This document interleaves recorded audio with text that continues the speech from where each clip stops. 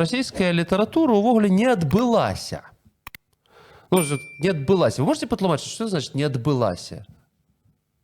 Это Я ваши сказала, словы. что не литература. Я сказала, что не литература отбылась. Я сказала нашмат радикальнее. Я сказала, что Россия не отбылась. Что тычется полторах письменников добрых, про яких я сказала, то я натурально, можно сказать, у пылу полемики трохи переборщила. Их знойдется пару десятков.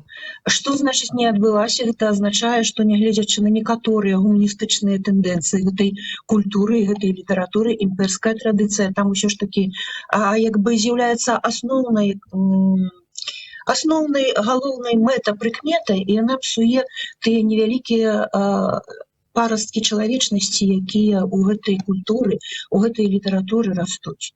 Што-нибудь вельмі вялікае, што-нибудь вельмі асноўнае у адной нацыі можа спасаваць усё добрае. Я не адпрэчвала таго добрага, што ёсць у расійскім народзе. Вельмі пільна за гэтым сачу. Я адпрэчвала Расію як праект. Это, конечно, смела і саманадзейна з майго боку, бо хто я, а хто Расія, там 140 мільёнаў чалавек. Аднак чалавек жа ж мысліць свабодна і гаворыць свабодна тое, што ён думае. Я дагэтуль думаю так і абсалютна свае думкі не цураюся. Я лічу, што амаль што кожнага расейца паскрабе і знойдзеш там імперца. І я лічу, што гэта вялікая небяспека для нас. Святлана, а чаму, на ваш погляд, вось Расія, руская мова, літаратура, чаму яна не адбылася? А як жа вось гэта іх прыстаўка вялікая руская літаратура, вялікая руская культура? Чаму не спрацавала, на ваш погляд? Менавіта з-за гэтага віруса расійскасці і з-за таго, што гэты народ аддаў, у прынцыпе, свае ўнутраныя свабоды за тое, каб быць вялікім на вонкавым рынку, на знешнім рынку, каб магчы прыходзіць у любую дзяржаву і яе рабіць Расіяй таксама, яны вырашылі адмовіцца гадоў 500-600 таму, яны вырашылі адмовіцца ад гэтага на карысць дзяржавы, дзе будзе кіраваць такая, ведаеце, секта песегаловцев, альбо, скажем так, апрычнікаў, і вось яны жывуць у гэтым, і гэта задавальняе, потому што, зразумееце самі, чалавек жа не можа адмовіцца ад лішняга. Калі адабраць у іх імперскую ідэю, то з чым яны застануцца?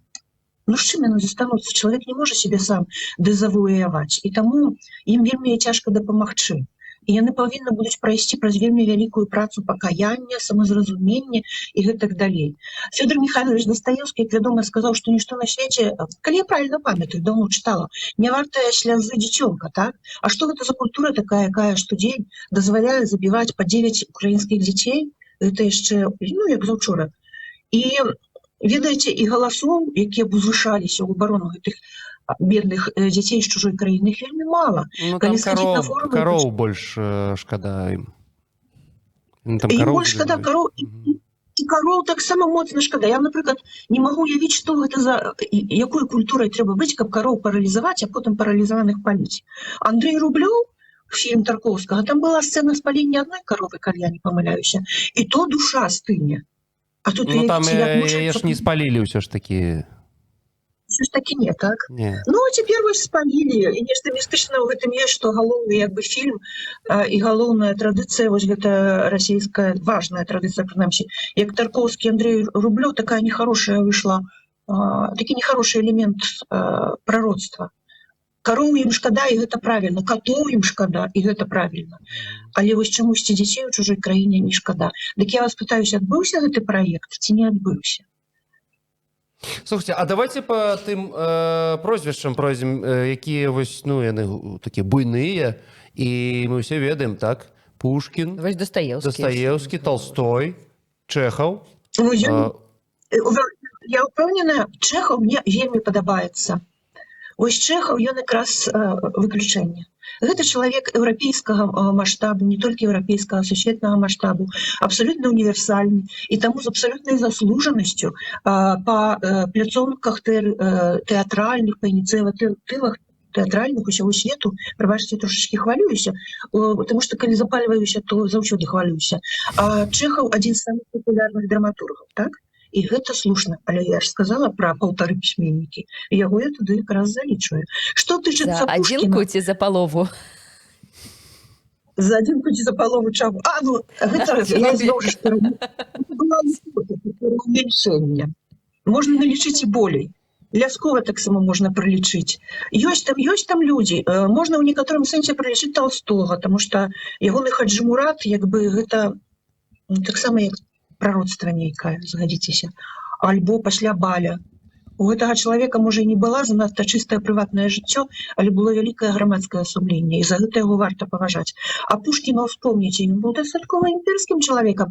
Памятаеце пра ягоны братні Пепл, што, маўляў, я на памяць не памятаю гэтага верша, і забылася, як ён завецца, але ў мяне добрая памяць на пасылы. І ён казаў, не лезьце ў нашу спрэчку з літвінамі. Спор славян паміж сабой, это вот это все? І што ўсе згараць і ўсе адродзяцца, як Фенікс, менавіта у расійскім двухгаловым арле. Неяк не хочацца згарэць цалкам са сваёй культурай разам і апынуцца часткай расійскага арла. Мне гэты арол увогуле не блізкі эстэтычна. Ведаеце, і каго не патрабі, знойдзеш гэта хаця б у дзённіках. А пра Дастаёўскага я ўжо і не гавару. Пачытаць ягоныя дзённік, дык увогуле вушы вянуць. А назовите прозвішчы вось гэтых аднаго з паловай. Гэта ж белы ліст. Так, вось гэты белы ліст, ваш асабісты белы ліст расійскай літаратуры. Якія там будуць прозвішчы? Безумоўна, будзе Чэхаў. Так. Безумоўна, мабыць, будзе Ляскоў, абавязкова. З сучасных я не чытаю, шчыра кажучы, таму што мне ніхто не падабаецца. Уліцкая, мне здаецца, трохі прэтэнцыёзнай, трохі штучнай інтанацыяй. Глухоўскі мне таксама не падабаецца. Каго ж яшчэ вам назваць, дарагі? Сорокін. Я захвотай. О, так, Сорокін. А Сорокіна я люблю, мне яго чытаць страшна, але яго вельмі люблю. Ведаеце, як заўсёды у мяне ўсе імёны вылятаюць з галавы. Даўлатава я люблю даўно і пяшчотна. Хаця таксама асуджаю яго за кепскае стаўленне апропу да жанчын і да рамантыкі і да рэляцыі дамска-мужчынскіх, але гэта нас не цікавіць. Вось гэтая традыцыя, ціхая інтанацыя мне падабаецца. Верагодна, мне падабаецца Паўстоўскі. А каго ж я з расейцаў яшчэ чытаю і слухаю? А Бітаў, мой любімый. Бітава я не чытала. Я толькі пачала. Але, верагодна, ён адносіцца да тых людзей, якіх можна палюбіць лёгкасцю. Мне, напрыклад, Лосеў заўсёды падабаўся. То, верагодна, спадабаўся і Быкаў. З лёгкасцю можаце мяне вінаваціць у тым, што я замала чытала. Не, цікава ваше меркаванне, но насамрэч, таму што ўсё ж такі это вельмі такая важная тэма. Важная тэма. Так, а як у іх атрымліваецца вось з гэтым, ну, нават і з плагіятам, пра які ўжо там казалі, сцвярджаць, што яны, ну, нейкія асаблівыя, вялікія. Удалося задурыць галаву такому... Што ў іх асаблівага з літаратуры? Такой колькасці людзей. Такой вялікай колькасці людзей? Загадкавай расійскай душой, верагодна. Але потым гэтая загадкавая расійская душа была моцна дэвальваванай, таму што людзі ўбачылі твар гэтай краіны. Ведаеце што? Гэтай краіне ўжо 600 гадоў, ці 500 гадоў, я кепска падлічыла. І сіла заўсёды выклікае міжвольнае захапленне. Усе пачынаюць думаць, чаму гэтая краіна распаўзлася на такую вялікую тэрыторыю. У чым іх сіла? Верагодна, яны вельмі духоўныя, верагодна, яны вельмі цікавыя, верагодна, іх вельмі цікава даследаваць. Таксама вялікія вельмі грошы ідуць на тое, каб прасоўваць расійскую культуру ў свеце. Рост сотрудничества, такога ворага варта цаніць па заслугах. І ўсялякія праекты, якія прапіхваюць мяккую сілу расійскай імперыі, яе даволі шмат. І глядзячы на нашага ворага, трэба яго, прабачце, на майго ворага. Я не ведаю, можа, іншыя ставяцца добра да расійскай культуры і імперыі, а я да яе ставіцца добра не магу, у мяне душа гарыць. Я ўвогуле па спецыяльнасці філолог расійскай мовы і літаратуры. Я перачытала пісьменнікаў нават 2-го і 3-го шарага. Ім удалося задурыць галаву, але, ведаеце, рана ці позна яны будуць вымушаныя гэты праект свой расійскі павярнуць да сябе ўнутр і угледзецца ў сябе, таму што іх заканчваецца, як я падазрую, ресурсы. І калі яны паглядзяць у сябе, то яны, безумоўна, ўнутр, яны, безумоўна, жахнуцца сабе, і тады з'яўляецца нейкая надзея, пакуль што гэтай надзеі замала. Ну, ведаеце, это пастаянная спрэчка ўва мне. І як некалі Дыяген хадзіў і шукаў са свечкаю чалавека, то ты не хочаш дэзаваяваць цэлы народ, ты хочаш і ходзіш са свечкаю, шукаеш там чалавека, знаходзіш яго не ў літаратуры, але, вот, допустим, для мяне вялікая надзея — гэта палітвязні расійскія. Апошняе слово Бухлова мяне ўразіла. Мне вельмі падабаецца Петрыйчук, мне вельмі падабаецца той юны піяніст 19гадовы, якога замучылі ва Ўрале. За Алексеем Горынавым ці Гарынавым мне дойдзе там ставіць націск, я сачу. То бок паўтары знойдзецца. Увогуле, як у Садоме і Гаморы, альбо ў якім-небудзь горад, на які азірнуўся Лот, там, верагодна, 10% праведнікаў знойдзецца. Але гэта толькі 10%. І яны самыя несчасныя людзі на зямлі, свой сярод, чужы сярод сваіх, чужы сярод сваіх. Тым людзям увогуле нідзе прытулку ў свеце няма. Іх можна пашкадаваць, паспачуваць і неяк салідарызавацца. Памятаем таксама, што менавіта Расія стварыла мемарыял, а мемарыял напрацаваўся над усталяваннем мільёнаў, можа быць, дзесяткаў тысяч ахвяр палітычных рэпрэсій і працягвае працаваць, нават забаронены, выкінуты з краіны і гэтак далей, і пакараны. То бок, там ёсць здаровы корань, але яго мала. І я б першае... Прабачце, я хацеў запытацца, як пра ваша стаўленне да яшчэ такой часткі і даволі вялікага пласта літаратуры расійскай, як пісьменнікі, ну вось Гоголь, напрыклад, ці Бабель, ці Гарэнштэйн, той самы украінскі пісьменнік, якія пісалі па-расейску, але яны ўсё ж такі былі хтосьці там з адзісіт, хтосьці як Гарэнштэйн там пра яўрэйства, хтосьці як Гоголь пра Украіну. Ну вось як вы да гэта ставіце? Гэта ўсё ж такі таксама мяккая сіла расійскай імперыі ці нешта іншае? Яны воленс-ноленс робяцца мяккай сілай расійскай імперыі, але, ведаеце, тут даводзіцца закрываць вочы на тое, што мяккая насіла ці не мяккая насіла, гэта проста геніяльныя пісьменнікі, асабліва Гоголь. Гэта быў заблытаны страшэнна чалавек, страшэнна складаны. У нейкім сэнсе дзівак і вар'ят і духавідзец, але гэта, безумоўна, вялікая літаратура. І ведаеце, што... Нягледзячы на тое, што напісана на расійскай мове. Абсолютно, это без розницы, что написано на российской мове, коли там здоровый посыл. Альбо больш-менш хотя бы не нясе ў сабе такого, ведаеце,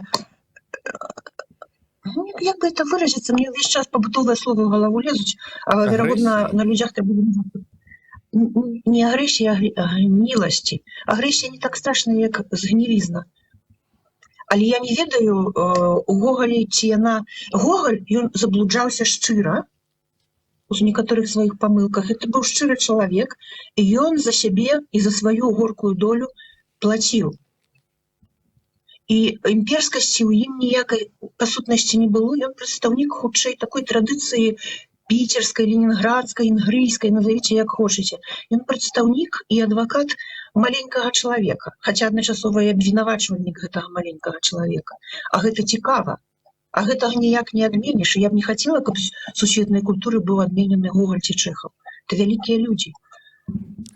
Наконт гэтага, Святлана...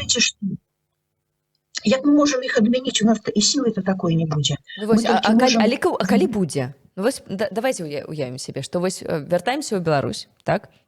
Што рабіць беларусам з расійскай літаратурай, ну, калі яна не такая вялікая, прыбраць са школьнай праграмы увогуле, так, каб чыталі па-за класным чытаннем нейкім, ці пакінуць толькі лепшае ў праграме міжнароднай літаратуры? В праграме міжнароднай літаратуры я много разоў гэта гаварыла.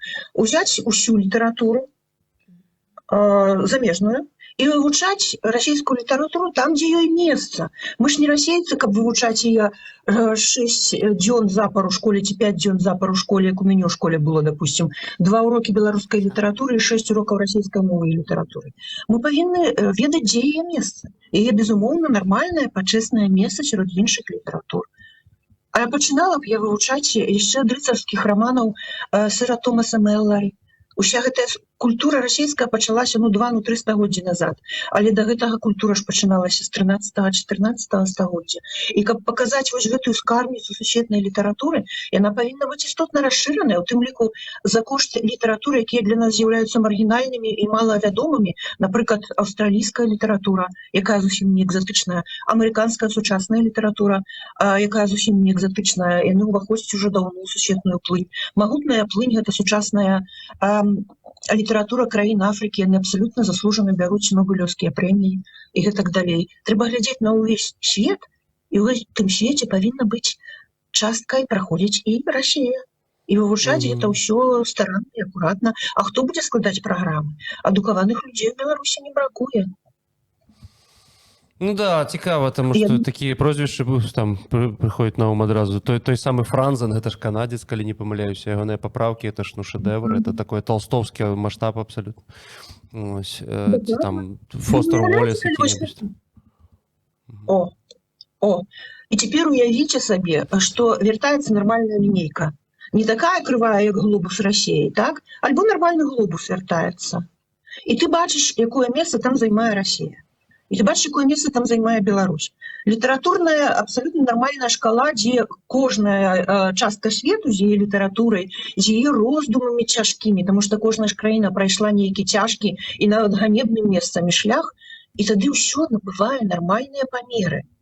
Я забылася, як называецца гэтая перспектыва ў глобусе, дзе Расія выглядае самая вялікая, так? А калі гэтую перспектыву потым зменіш, то яна выглядае нармальна. Афрыка выглядае, нават, здаецца, большай за яе, амерыканскія кантыненты выглядаюць параўнальна.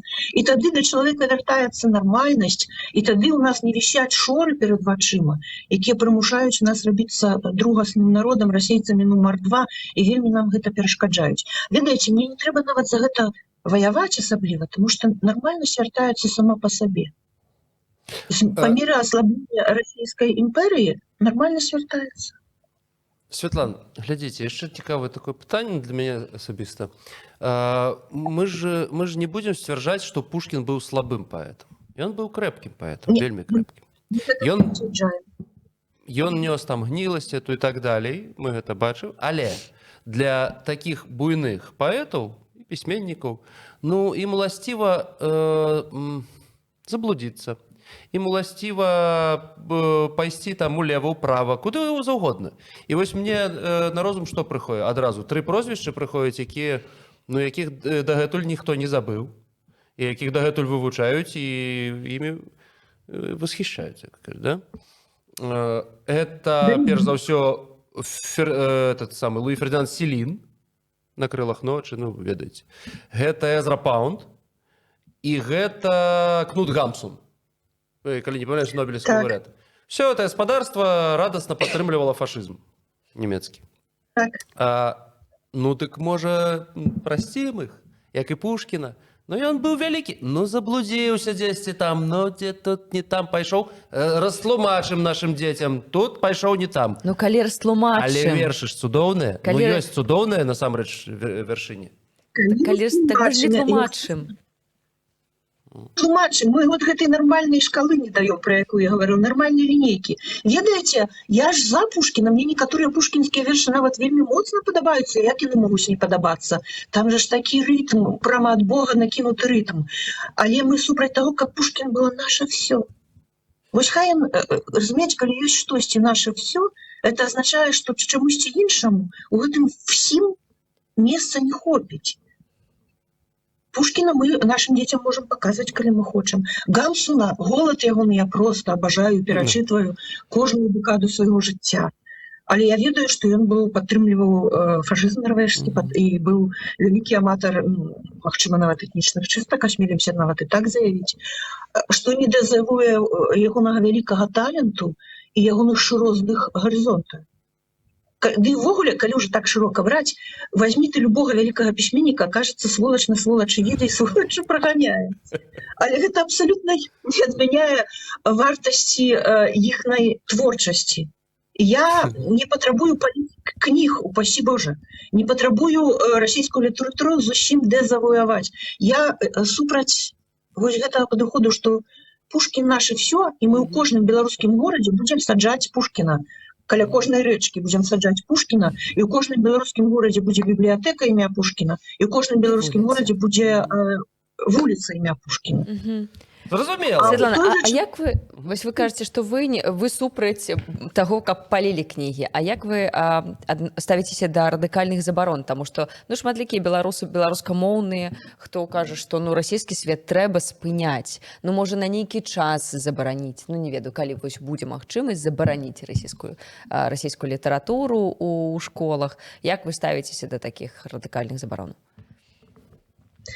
Я бы не забараняла, я бы просто зрабіла нормальную программу. Про что мы с вами утроих и говорили только что. Навошта забараняць літаратуру? Чалавек все роўна дух дыша дзе хоча. Калі чалавек будзе хацець вучыць расійскую літаратуру і будзе ёю захапляцца, то дзеля Бога святога. Але павінна быць нармальнасць без перакосаў у той бок, каб не рабіць беларусаў людзей, якія, ведаеце, ёсць такая прымаўка ў палякаў, беларускі аналаг, я забылася, чым з моладу скарлупка насякне, тым яно і застанецца, і чалавек будзе насіць на сабе гэтую скарлупку, якая ягоны дух у гэтай шкарлупцы замыкае. І таму знішчаная ў Беларусі адукацыя, ранняя адукацыя ўся на беларускай мове. Таму што з людзей будуць выходзіць беларусы, а не рускія нумар 2, у якіх ёсць, конечно, цяга да беларускага. Яны хочуць вярнуць беларускае, мы гэта бачым апошнім часам. Але гэта ўжо вельмі цяжка зрабіць, таму што ўжо шкарлупка часта насякнутая. Я закликаю до нормальности, а не до забаронаў расійскай літаратуры. Калі у мяне ёсць у Бориса Гребенщикова такі радок: «Я был в обиде на тебя, мое сердце было в тени». У мяне асабіста глыбокая обида, крыўда на расійскую традыцыю, на расійскую культуру, расійскую літаратуру. Потому что тое, што зараз адбываецца, нармальны эмацыйны чалавек не можа не перажываць гэтую уласную трагедыю. Потому что война ідзе вельмі брудная, крывавая, потому что катаванні пацверджаны, згвалтаванні дзяцей пацверджаны. Што я вам распавядаю? Вы яшчэ лепей за мяне ўсё ведаеце. Але калі я гляджу ў будучыню, то я разумею, што дэзавояваць культуру цалкам это было б абядненне нас саміх. Я просто хочу, каб гэтая культура заняла ўласцівае ёй место. Тень, знай сваё место. Калі ўжо па-расейску цытаваць Андерсена. А збядненне душы — гэта вельмі страшнае. Калі ты штосьці людзям забараняеш ім альтэрнатыву, то выйдзе страшнае душэўнае, духоўнае, эмацыйнае, інтэлектуальнае спусташэнне. Я часта чытаю маніторынгі беларускай дзяржаўнай прэсы, асабліва раёнак. Ведаеце, што гэта тупа. Іх загалоўкі — гэта тупа. Это мышленне, гэта збядненне. Мяне было кашмар, ці чалавеку удасца вярнуцца з такога збяднення, з такога душэўнага, глыбокага і духовага голаду. Прабачце, што я столькі размаўляю. Не, у меня есть нават такі стикер-пак, ведаеце, у Тэлеграме гэтыя такія маленькія такія малюнчыкі з загалоўкамі беларускіх газет зараз. Быть белорусом — это здорово. Когда реакторы взрываются, мир спасают белорусы. Со свету по нитце, с белорусы по рублю. Это такие советские. Светлана, а кім мы заменім усю эту імперскую брудоту? Эти ёсць нават не толькі класікі, але ж і сучасныя пісьменніцы. Давайте вось конкретно по прозвішчу. Вось першае, другое, трэцяе, пятае, дзесятае. Кім мы будзем мяняць? Нашымі, я маю на увазе, зразумела ж, нашымі беларусамі. Сучаснымі збольшага. Па-першае, спачатку трэба прадставіць сучасную беларускую літаратуру. Па-другое, істотна прасеяць тую савецкую беларускую літаратуру, якую мы вывучаем у школах, таму што часта, вы самі ведаеце, што часта бяруцца туды творы не найлепшых аўтараў, якія падпавядалі пэўнай канцэпцыі, пэўнай ідэалагічнай платформе. А для падлеткаў я б увяла асобны раздзел падлеткавай літаратуры і ўвяла б туды, даўно не перачытвала, але, верагодна, гэта сапраўды раскошна, Івана Сяркова б увяла, абавязкова Алену Васілевіч. Это падлеткавая літаратура кшталту, допустим, Ані з зялёных пагоркаў, Монтгомері, канадскай пісьменніцы. Пачала б з дзіцячай літаратуры самай удалай. Бачыце, вельмі шмат якіх беларускіх твораў, яны трошкі сапсаваныя савецчынай. Вось вазьміце вы Міколку паравоза. Сам па сабе гэта вельмі здаровы і цікавы твор. Але ён настолькі скажаны, што я не ведаю, ці варта яго прапановаць дзецям. І нас чакае Людмілу Рублеўскую узяла. Пачынаць капацца, так у нас усё ёсць, толькі трэба, каб гэтыя людзі не гінулі ў невядомасці, таму што мы як палімпсэст. Сціраюць одно пакаленне пісьменнікаў, прыходзіць другое, яго таксама сціраюць. І ніхто іх уже не памятае. Памятаеце апошнія падзеі, калі былі кнігары, кніжнікі і беларускі кнігараспаўсюд быў сцёрты. Дзеля чаго гэта робіцца? Каб прыходзілі новыя пакаленні і казалі: божа, беларуская традыцыя вельмі бедная. Давай-ка я напишу штосьці, каб узбагаціць беларускую традыцыю. Але пройдзе час, гэтаму чалавеку спомніцца 50, 40, 70, 80, 90 год, і яго сатруць, і прыйдуць новыя, і зноў пачнуць гаварыць, што вось у беларускай традыцыі нічога не было. Але калі, ведаеце, цэлы часопіс выходзіў у 1990-х, ад канца 80-х, «Бярозка», і там знаходзілася для дзяцей чытаць на кожны нумар сціжма класных тэкстаў беларускіх дзіцячых і не дзіцячых пісьменнікаў са сціжмай абсалютна геніяльных ілюстрацый. І гэта можна набраць, і гэта можна зрабіць, і ёсць людзі геніяльныя, якія лёгка гэта зробяць. Таму што толькі недавно памёр, допустим, стваральнік усіх беларускіх буквароў для ўсіх пакаленняў Анатоль Клышка, чалавек глыбока недаацэнены, бо ён выхаваў цэлыя пакаленні нармальных беларускіх дзяцей у неспрыяльных умовах. Я нават ведаю, хто бы мог гэтым заняцца. Это людзі па крою, допустим, Лявона Баршчэўскага, якому не далі развярнуцца ніколі, тому што ён адукатар, перш за ўсё, не палітык. Вінцук Вячорка, безумоўна, мог бы гэтым заняцца. Я, як стары чалавек, старэйшае пакаленне, пералічаю тых, хто мне больш вядомы. Але з тым, як я сустракаюся з людзьмі на розных платформах, і вельмі шмат онлайн, і жывых сустрэчаў праводжу, на канферэнцыі хаджу, моладзь гадоў ад 20, нават ад 18 до 45, гэта некалькі пакаленняў абсалютна трэзвых, цвярозых менеджераў культуры можа іх паўстаць. Ім проста няма дзяржавы сваёй уласнай, дзе яны маглі развярнуцца. У паляках мы полностью не развернемся. У расейцах мы не развернемся. Мы можам развернуцца і зрабіць культуру толькі в нашай краіне. А цяпер яна падмяняецца вось гэтымі загалоўкамі, якія вы прачыталі, так? І замяняецца абсалютна кепскімі кніжкамі сучасных псеўдапісьменнікаў беларускіх, якія выходзяць цяпер у дзяржаўных выдавецтвах. Ну і расійскім часта добрым, для адукаваных людзей добрым расійскім кніжным прадуктам, якога многа, это ўсё ж такі там магутныя грошы і магутная краіна, а для тых, хто слабей інтэлектуальна, ідзе абсалютна нейкая жвачка з места літаратуры, якую цяжка чытаць. Пра Данцову абмяркоўвалі, так, як яна ў Менску праводзіла сустрэчу. Нумар адзін у літаратуры беларускай гэта Дар'я Данцова. Ну, што далей? Што далей тады? Што далей можа быць нашмат горай, таму што Дар'я Данцова мае пад сабой літаратурных усялякіх рабоў, так, і нявольнікаў, і там прарываюцца ад іх вельмі таленавітыя, допустим, жанравыя і бытавыя сацыяльныя сцэнкі. Можна напісаць нашмат горшыя кніжкі, чым Дар'я Данцова. І калі чалавек сядзіць галодны, самы страшны гэта вот гэты голад па духоўнаму. Я памятаю, як было ў Савецкім Саюзе 1,5 праграмы па тэлебачанні, так? Па радыё ляціць класіка і надоі. І вось чалавек, калі ён сядзіць у правінцыі, ён галодны, ён будзе шукаць. І што ён знайдзе? Дар'ю Данцову будзе цягнуць з Дар'і Данцовай. Але густ ягоны сапсуецца, галава ягоная атупее. І куды ты гэтага чалавека не пакліч? Канешне, я веру ў людзей з другога боку. Вельмі веру ў людзей. Яны мяне не раз здзіўлялі. Здавалася, чалавек сядзеў у самых абмежаваных абставінах, а потым адрадзіўся, перарадзіўся. Дух дыша дзе хоча, ён дыша нават у людзях, нават у губазікаўцу, у некаторых з губазікаўцаў можна адшукаць чалавека і можна адшукаць ягонае ўнутранае развіццё.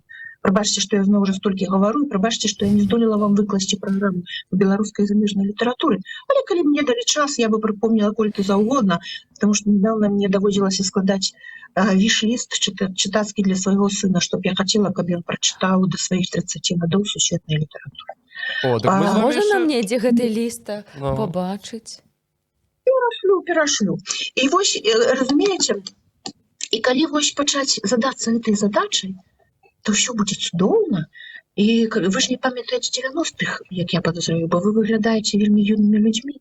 Я 90-х Дзякую вам памятаю... вялікі ад усяго сэрца. Дык вось, я памятаю, як у 90-х гэты вот людзі згаладалыя па высокаму, свабоднаму, цікаваму і вясёламу, па іроніі.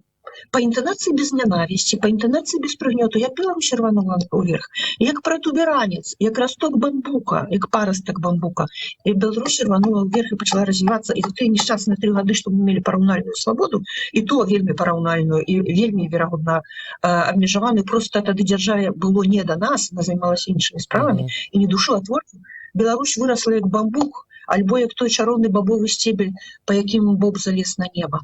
І гэта будзе зноў. Беларусь зарвецца у добрым сэнсе слова.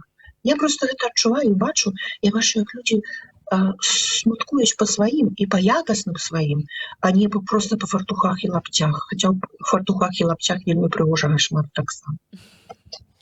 Дякую вам, Світлана. Слухай, у меня апошняе пытанне. Я Давай. ўсё ж таки хацеў бы уступіцца за Міколку Паравоза, бо моя малая рагатала, калі я чытаў яе.